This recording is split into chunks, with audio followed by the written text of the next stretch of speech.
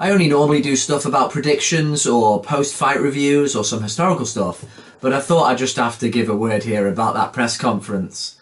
I just saw between Anthony Joshua and Big Baby Miller, his opponent on the 1st of June for most of the marbles at heavyweight.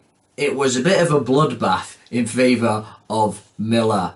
It might not matter at all on fight night. I'm still going for AJ knockout stoppage round 5.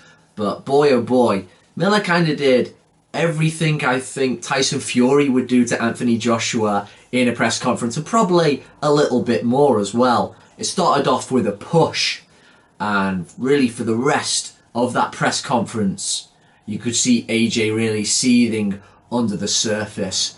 It's the first time I've really seen him get annoyed and a bit unhinged, and when it did become a verbal battle, you could see he didn't really have the ammunition or the wit to really be able to control or pat Miller down, because Miller was coming in with all kinds of accusations about, from steroids to his manhood to Eddie Hearn being his pimp. So a lot of the things I think Tyson Fury would talk about, he was just absolutely laying into him. Pretty immature, but in the silliness of a press conference when it's just who's the noisiest, I guess you could say he won. Now, psychologically interesting, because AJ is somewhat manufactured persona. I think he can exhaust himself a little bit, I think mentally, always trying to maintain it. And I think that was at the root of his annoyance when he got pushed. He didn't know exactly how to respond.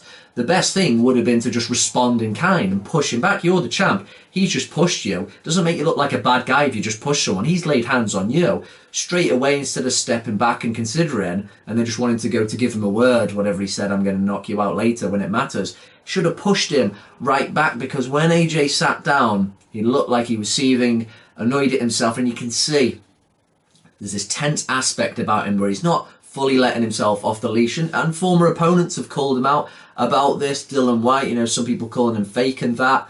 He might be a fairly chilled out person, but there is that behaviour maintenance he has with the kind of being the flagship British boxer, and he should just cut loose. I think he should have pushed Miller back basically, and then the verbal tirade wouldn't have been as bad. But ultimately, I don't think it's gonna change the result of the fight in any way, but kind of amusing stuff. How did you see that going?